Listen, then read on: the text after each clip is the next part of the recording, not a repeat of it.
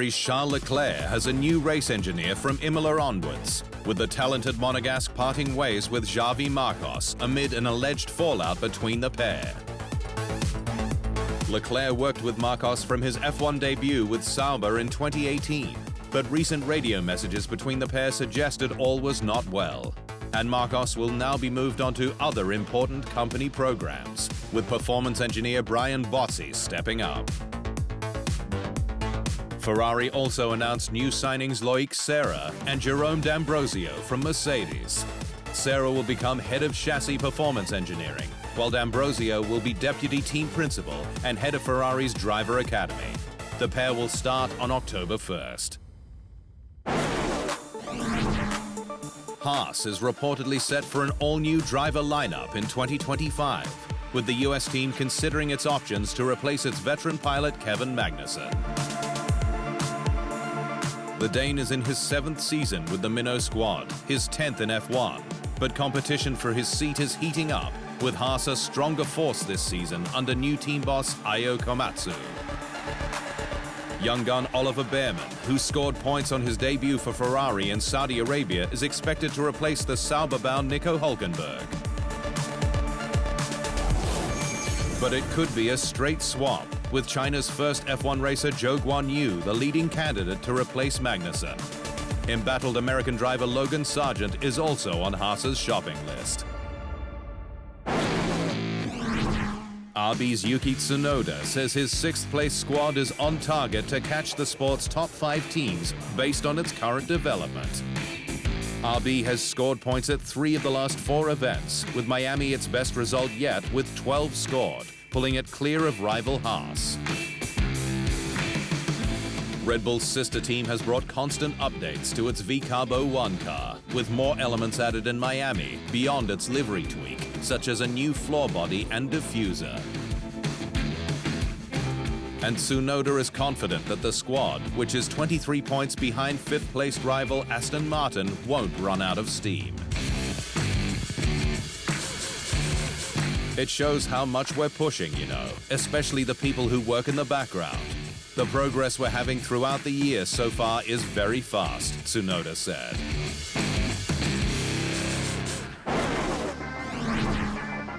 McLaren Racing CEO Zak Brown says the squad now has everything in place to be able to win a Formula One World Championship. Lando Norris broke through in Miami for his maiden win and the team's first since 2021. And Brown, in an interview with official podcast Beyond the Grid, says more wins are on the cards, with the right team of people and infrastructure in place to make it happen. You're always fine-tuning the machine, you're always investing in more technologies, but there's nothing that's like on the to-do list that isn't kind of normal course of business where, you know, the to-do list was, you know, need a wind tunnel, needed some big stuff.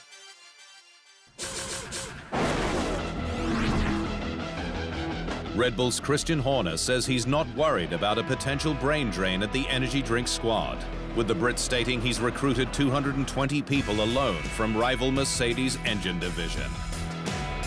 Bombshell news earlier this month that Adrian Newey will leave Red Bull in the first quarter of 2025 was set to trigger more walkouts from top-line staff, including sporting director Jonathan Wheatley. But the floodgates have yet to open, with many of Red Bull's senior staff locked down, and Horner says his rivals should be far more concerned. I don't know how many people we or RB have employed from McLaren this year, Horner said. Mercedes, we have taken 220 people out of HPP into Red Bull powertrains.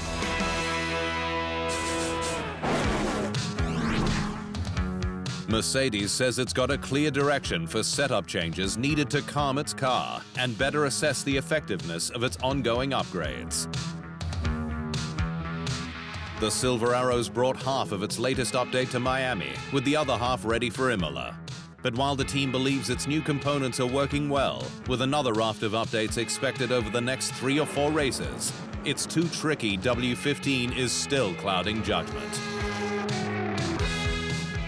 The handling issues that the drivers are having to battle with are making it hard to really see all that performance as a straight sort of step forward. What we tend to find is that the car from session to session can behave quite differently, and until we get on top of that, we're always going to blunt the benefit that we can get from these type of updates.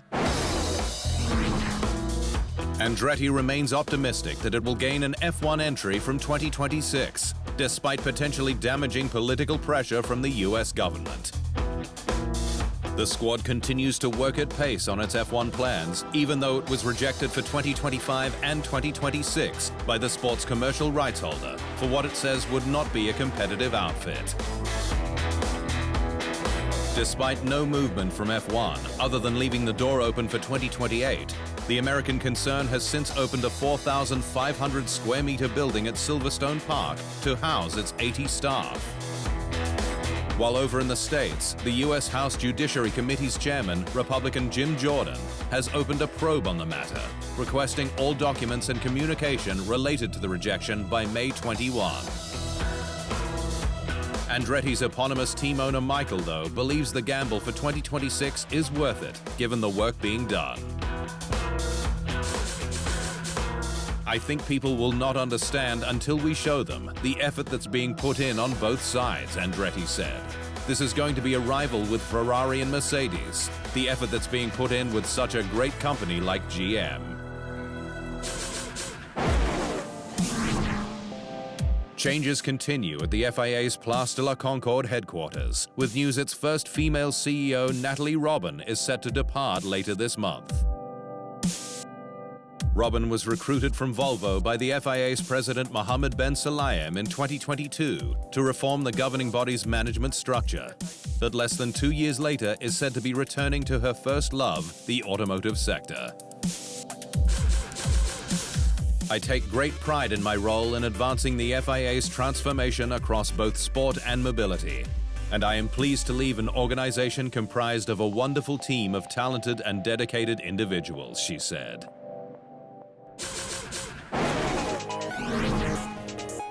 Red Bull has announced it will unveil its final Adrian Newey masterpiece, the RB17, at this year's Goodwood Festival of Speed in July, with team boss Christian Horner stating there's no better world stage. Red Bull's hypercar, Newey's final project before leaving the squad, was first announced in 2022, with the aim to take its advanced technologies business to the next level. Just 50 examples, each at a cost of $6 million, are to be made from 2025 at its Milton Keynes base, with owners also gaining access to the team's simulators, vehicle development, and on-track training. At the time of the announcement, Newey also spoke about what can be done with the ferocious hypercar he designed. With this being a genuine two-seater, then you can either scare your friend or wife or girlfriend, or you can have a coach with you and kind of use this in a way that is as a kind of hopefully a very enjoyable experience for everybody involved. Great day out and really there's something about driving a car as fast as that. This is exhilarating. Alpine may be languishing on track with just 1 point after 6 rounds, but the brand has unveiled a new hydrogen-powered prototype track car showcasing its future direction in design and sustainability. The Alpenglow Hy4, which debuted at last weekend's 6 Hours of Spa in Belgium, is a running concept with a turbo 2-litre 4-cylinder engine that produces 340 brake horsepower.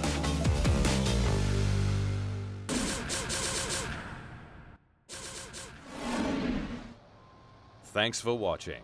To stay up to speed on all things Formula One, make sure you hit the subscribe button.